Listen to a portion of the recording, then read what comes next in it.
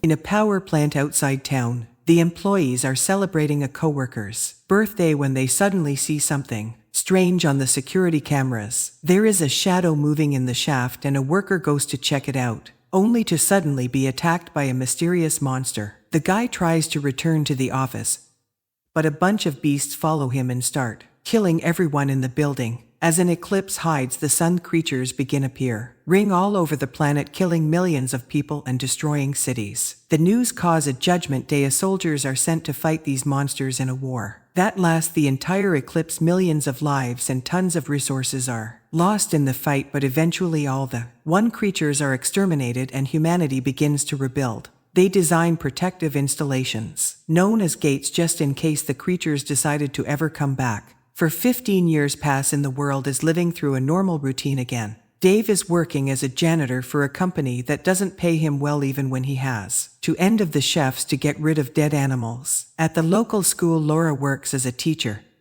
and befriends fellow teacher Milton, who keeps asking her out on a date. Laura divorced Dave ages ago and is still working on some issues, but today she finally accepts Milton's invitation. Meanwhile, her son Tyler is meeting with his girlfriend Maddie, who is worried about the upcoming eclipse. Pillar tells her there's nothing to worry about because there have been many eclipses in the last 15 years, and nothing happened. Meanwhile, Officer Garrett is called by the personnel from one of the gates asking him to come over because they've confirmed major seismic activity, and containment has been approved. When Garrett arrives at the gate, he gets the feeling that this time it isn't a drill. He checks on all the systems only for a power box to explode, causing them to lose a whole grid. In the city, Dave goes to pick up Tyler at Laura's house, and while the boy plays video games, the parents end up arguing. It turns out Laura had been pregnant with Tyler during the last disaster and Dave hadn't been there for her, and she hasn't forgiven him yet. Halloran erupts them and gets to leave with his dad. Later in the middle of the night, Dave gets a call from Uncle Ted, who is sure that the new Judgment Day will be tomorrow and invites Dave to bring his family to a shelter before the eclipse begins. Tyler is watching the news and is disturbed to see that millions of dead fish are appearing on beaches everywhere. This is one of the signs that was seen 15 years ago. At that moment, the first monster appears at the gate, quietly sneaking up the stairs. At the same time, Laura calls Dave saying that she's seen the news and wants Tyler to come home because Milton has reserved a shelter. Dave wants Tyler to stay with him and an argument ensues, during which Tyler receives a text that makes him leave the house in secret. When Dave finally goes looking for him, he only finds a note in his room with Maddie's number. Milton keeps rushing Laura because the shelter is filling up, so they need to be there soon. When Laura explains Tyler has gone, Milton uses the boy's phone number to track the location with special software and finds him at the skate park. It turns out Tyler is there with Maddie, who is very nervous and scared because her parents left. Pillar promises that he isn't like his dad and will never leave her alone. Suddenly, a loud cry is heard and huge flocks of birds appear in the sky, which is another sign of the reckoning. People in the park run in panic and soon the roads are filled with families trying to leave town. Dave gets stuck in a giant traffic jam, but when he sees the birds fly by, he leaves the car and continues the search on foot. At the gate, workers are checking the systems when they hear some strange sounds. A monster suddenly appears and begins attacking one of the men. Garrett runs away while the other soldiers open fire, but it seems ordinary. Bullets don't harm the beast. Moments later, Dave finally finds Tyler and Maddie right before the emergency sirens start ringing through the whole city. Luckily, Laura shows up with Milton and they take the three of them away in Milton's car. There is around an hour left before the eclipse, and the city is in complete chaos. With people trying to escape, there's a traffic jam on every road. The family gets stuck for a while and sees cultists walking around the cars, scaring drivers with her painted faces and their conviction that the end is coming. When Milton finally sees an opening, he drives as fast as he can and manages to get the family to the shelter. Unfortunately, there's chaos here too, with lots of people begging for a place inside. While the military says that only women and children are allowed, Dave tells Tyler to go with Laura and Maddie into the shelter. But after stepping inside, Tyler regrets it and runs back to his father, saying he would never leave him behind. The women follow him out, and at that moment, the scoreboard announces that the shelter is completely filled. The group rushes back to the car while discussing options. Dave wants to go to Ted's hideout in the desert, while Milton suggests hiding at the Sky Cool because it's closer and it has a basement. They soon get stuck in another traffic jam, so they end up getting out of the car. An earthquake hits the area, and the eclipse begins. With a world falling into darkness, the monsters start making their way out to attack. They immediately take over the city and start killing without mercy, just like it happened 15 years ago. Dave insists they should leave the city and wants to drive, but Milken gets angry because this is his car and he knows how to save everyone. An argument ensues and punches are thrown, but the fight is interrupted when a flying monster dives in and takes Melting away. While Laura screams, Dave shoves her into the car and he takes over the wheel to finally take his family out of the city. As they drive along the canal, they discuss theories about the origin of the monsters, wondering if they were sent by God or not. Eventually, the car starts to run out of gas and Dave wants to find a replacement for it. He parks next to a bunch of abandoned cars and begins checking inside to discover their bodies in them. When he finally finds an empty one, he gets inside, only for the driver hidden in the back seat to pull him down as he reveals there's a monster nearby. It keeps searching around the vehicles for more victims, and when it passes near the two men, thankfully it doesn't see them and keeps going. Then the monster finds one of the bodies and begins eating it so very carefully and quietly. Dave starts rolling the car back to Laura and the kids. Now both cars are standing side by side, so Laura and the kids try to pass from one car to another. They're very quiet about it, but the monster still notices them and comes after them. The old man gets out of the car and Springs calls the beast with salt, but this only stops the monster for a moment, and then it jumps on the man to start devouring him.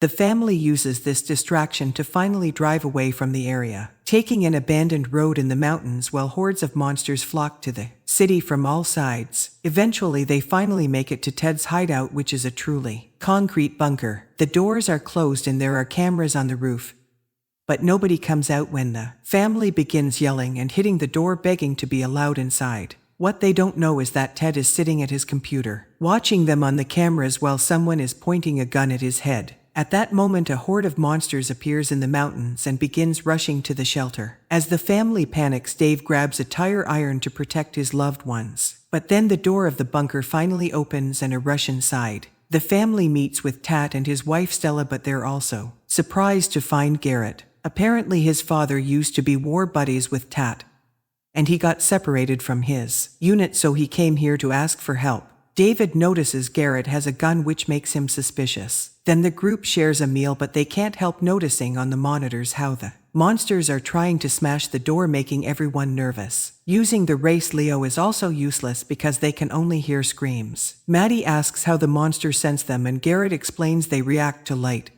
and heat, but he wonders if they see people's souls. He also shares the story about how he survived the first Judgment Day. Back then he worked at a refinery, and when the monsters poured in there, he managed to dive into a pond of salty mud. He buried himself and had to listen to the monsters killing all his colleagues and friends. While Garrett is distracted by a storytelling, Ted signals Dave to grab and hide a knife, unaware that outside a centipede-like monster's crawling into a small hole in the mesh covering the window. Then Garrett announces he'll be on watch duty first, so Ted invites the others to stay and play cards instead of sleeping, looking meaningfully at Dave. However, Garrett notices the gesture and pulls the gun out of its holster, forcing Dave to put down the knife as he explains that Ted had been against allowing him to stay. It was Stella who had taken pity on him. He survived the first time and he's determined to survive again, no matter the cost. Suddenly, Tyler throws himself at Garrett to try to take the gun, but Garage just pushes him away and argument ensues, but Maddie interrupted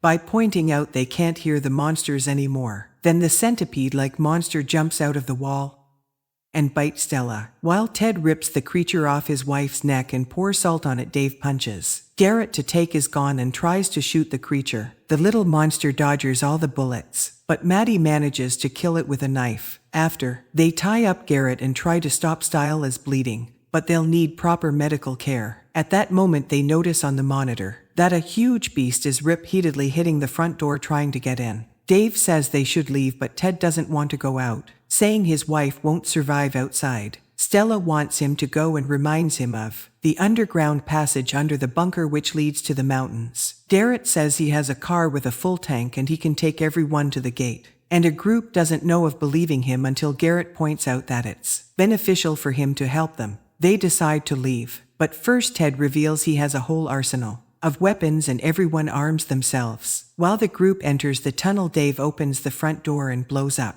the first piece that comes through before joining the others. Once the tunnel is properly closed, they go outside and notice Stella is having trouble walking because she's starting to transform into a beast too. Later they're walking down a road when Tyler spots a monster just standing there. The bee seems to be dead, so mad he tries to touch it only for Tyler to stop her. When she turns around, a long tentacle comes out of a hole in the ground and grabs her legs, trying to drag her away. As Maddie screams wildly, Tyler and Dave hold her back, and Laura shoots at the tentacle to make it retrieve. Once Maddie is free, the group runs away, and Garrett convinces Dave to one time so he can help in case of another attack. What the others don't know, it's the Davis hiding and injury on his arm. Some time later they make it to the top of the mountain and see the city is burning. When they find Garrett's car, they are devastated to see it won't start. At that moment, monsters appear on top of the mountain and begin rushing in their direction, so Garrett desperately tries to start the engine again while Stella takes Ted's go to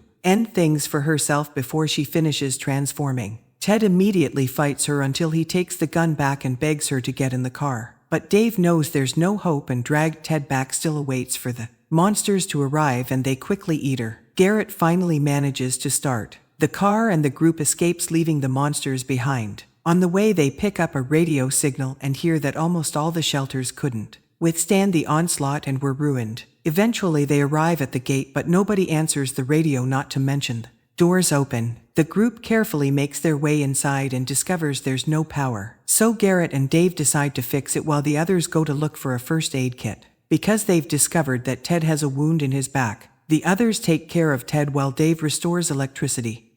And Garrett explains that the gate was prepared for a second invasion and tons of salt water had been pumped in. But the hole was too deep once the power is working again. Dave and Garrett begin making their way back, but suddenly Garrett feels blood dripping on his hand and looks up to find a body. At the same time, something in the darkness roars. The duo rushes back to the group to discuss their options, since there are 2 hours left until the end of the eclipse, and Garrett offers to hide warehouse because its doors are blast-proof. The moment they leave the medical bay, a transformed human attacks Garrett, who fights together with Dave to deal with it. They defeat the beast, but the noise they made has gotten the attention of more monsters. Terrified, Garrett quickly runs through a door and closes it behind him, leaving everyone behind. Then he gives himself some kind of injection to start fighting back the transformation. Dave takes his family to another room and notices there are dispersal lines there, which means the tank is on the other side of the wall. This gives him an idea for a plan. He'll funnel the salt water through the tank pipes to keep the monsters out. Before he leaves, Laura kisses him. At that moment the door breaks, so the family runs away. Dave makes his way through the ventilation, noticing a monster devouring its prey in the room. When he reaches the tank, he tries to be very quiet as he opens the faucet, and water begins to fill the containers. Then Dave climbs back, but the monster senses him and starts to chase him, grabbing his leg. As Dave fights back, he sprinkles it with salt, causing the monster to crumble to dust. Meanwhile, the others find themselves surrounded by monsters and Tyler opens fire on them. Suddenly Dave's voice is heard from the loudspeaker asking them to turn on the fire alarm. The monsters are getting closer, so Ted tells Tyler to protect the family before going after the monsters with an axe, but several beasts jump on him at once and kill him quickly. Tyler keeps on shooting only to run out of ammo, so he turns on the fire alarm, causing salt water to start falling all over the monsters, making them crumble into dust while they squeal in pain. At that moment the eclipse ends and all monsters begin going back to their round through the gate, causing